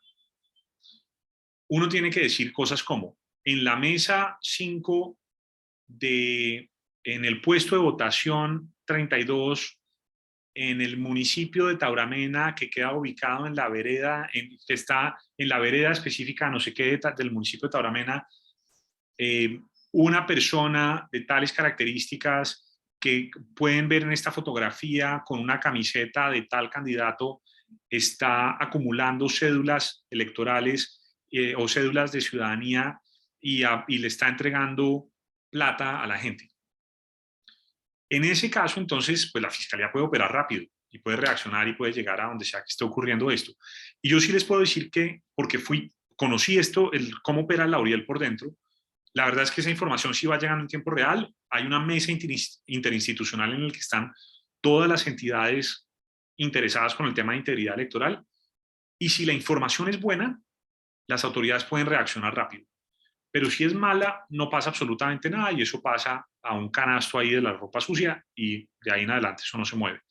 Entonces la información tiene que ser de buena calidad. Claro, hay casos en los que el ciudadano no tiene cómo saber mucho y también le queda difícil conseguir la información en las pruebas, pero hagan lo posible por intentar conseguir tanto como esté al alcance de la mano. Sigamos. Lo último que diría es que el Instituto Anticorrupción, nuestra organización en desarrollo del proyecto Cero Impunidad y de nuestra alianza electoral anticorrupción electoral, tiene este canal de denuncias. Ustedes pueden ahí escanear ese código QR y van a llegar a nuestro canal de denuncias. Creo que también, sí, por el código QR pueden ingresar, y adicionalmente pues están esos canales adicionales que están viendo en pantalla. El correo de denuncias nuestro, denuncias@instanticorrupt.org, ese número de celular al cual nos pueden chatear, escribirnos. Y ahí también está la dirección de nuestra página web que los invitamos a conocer. Estamos haciendo muchas cosas, creo yo, chéveres que contribuyan a construir país. Nos encantaría, insisto, que puedan aportarnos más y seguirnos y trabajar de la mano con nosotros. Pues bueno, eso era todo por ahora como presentación. Tomémonos 5 minutos o 6 para responder preguntas y con eso ya cerramos. A los que se tengan que ir adelante, sabemos que estamos sobre el tiempo. Muchísimas gracias a todos por acompañarnos hoy. Perdón, y acá una última cosa que nos asesinan. Bueno, no, aquí me están diciendo que no, que toca después. Pero en fin, entonces los escucho. Ahí, Wilson, adelante, por favor. Bueno, buenas noches, un cordial saludo. Primero que todo, agradecer tan importante espacio de reflexión. Nos dan algunas luces sobre el tema de elecciones y, por supuesto, sobre los procesos que uno como ciudadano del común puede realizar. Es curioso que nuestra sociedad colombiana, siendo una de las sociedades corruptas, porque suceden muchos temas de corrupción sin generalizar, y el tema de elecciones es algo crucial, ¿no? Situaciones donde en campaña se mueven más de 50.000 millones de pesos por campaña, y uno dice, wow, ¿y por qué tanto dinero se mueve en una organización o un candidato? Uno a veces no entiende las dinámicas y los intereses que hay de por medio, ¿no? Y creo que esos espacios son los adecuados para generar ese tipo de reflexiones. Interesante, por supuesto, poder también generar reflexiones con casuísticas como tal, ejemplos, casos particulares de cómo se aplica o se implementa tal delito de los 16 delitos electorales. Nosotros desde el control social, desde la Veeduría de Acción Comunal, hemos realizado una serie de denuncias muy complejas sobre el tema de elecciones comunales y no es carreta lo que voy a decir, los 16 delitos electorales en muchos territorios, en temas comunales, se aplican. Desafortunadamente, los delitos electorales únicamente aplican para lo que son elecciones de Cámara, Senado y Presidencia, y Consejo o ediles, pero para elecciones comunales no aplica. Lo mismo tampoco sucede con el tema de jueces de paz. Entonces, a veces uno ve situaciones de la cotidianidad donde dice, wow, por Dios, es que está haciendo algo inadecuado, eso no es correcto, eso no es transparente, y no es pelear con X o con Y o con Z, sino es que se hagan las cosas como son, de manera transparente y correcta. Me parecería importante una reflexión y es cómo poder llevar este tipo de información a las comunidades educativas, a los colegios, a las universidades, hacer debates y análisis amplios y participativos en el sentido de que son temas que nos tocan las raíces de la sociedad, de la participación, y si desde ya no comenzamos a hacer acciones preventivas, una vez se generen, pues es muy complicado poder controlarlas o poder llevarlas a un buen fin, ¿no? Entonces, en ese sentido, sí agradezco enormemente esas reflexiones y, por supuesto, desde la veeduría, siempre tratamos de generar nuestro pequeño granito de arena, entendiendo que solo un granito de arena pequeñito, pero desde nuestro territorio, nuestras acciones, siempre tratamos de luchar frontalmente contra la corrupción, haciendo acciones concretas en el territorio, y qué interesante poder seguir acompañando este tipo de eventos. Muchas gracias a todos los participantes y deseándoles una excelente noche. Muy amables. Wilson, muchísimas gracias. Buenísimo. Súper buenos sus aportes. Solo una cosita ahí sobre lo que usted decía. El Instituto Anticorrupción tiene mucho interés en monitorear y vigilar los contratos estatales que se suscriben con esas juntas comunales, que vemos que son muchísimos y ascienden a cientos de miles de millones de pesos y tienen muy poca vigilancia o monitoreo porque se hacen a través de regímenes especiales de contratación. Pero ese es tema para otra discusión, pero muchas gracias por su aporte. Luis Francisco nos pregunta, ¿el instituto hará alguna actividad de observación o veeduría en campo el día de elecciones como la MOE y otros grupos vigilantes?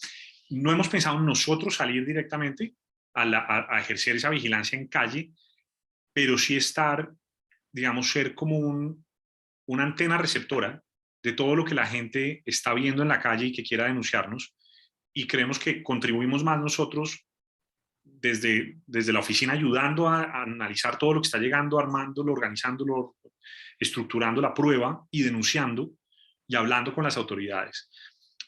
Si ustedes quieren, como ciudadanos, contribuir, insisto, enviarnos denuncias ese día, vamos a estar muy activos vigilando las elecciones ese 13 de marzo, creo que es la fecha, ¿cierto? 13. Perfecto. Bueno, se nos acabó el tiempo. Muchísimas gracias a todos y todas. Les mando un abrazo enorme. Gracias por su tiempo. Qué pena, es que levante la mano, sí, para hacer dos preguntas muy concretas. Adelante. Sí. Muchas gracias, disculpe. Bueno, primero agradecer por estos espacios, son totalmente pertinentes en estos momentos. Y la primera pregunta es, dada la complejidad que a veces se pueden presentar en algunos casos de seguridad al denunciante de actos de corrupción, en casos muy específicos, dada su gravedad, como le dije, ¿hay alguna forma de que el instituto brinde algún programa de protección al denunciante de actos de corrupción, o sobre eso no hay algún programa? Y la segunda es si existe algún programa para estudiar esa proliferación o aumento de contratos previos a la entrada en vigencia de la ley de garantías, que pues uno lo puede relacionar con que, pues, dadas las elecciones, pueden ser una forma de financiación ilícita de campañas. Sí.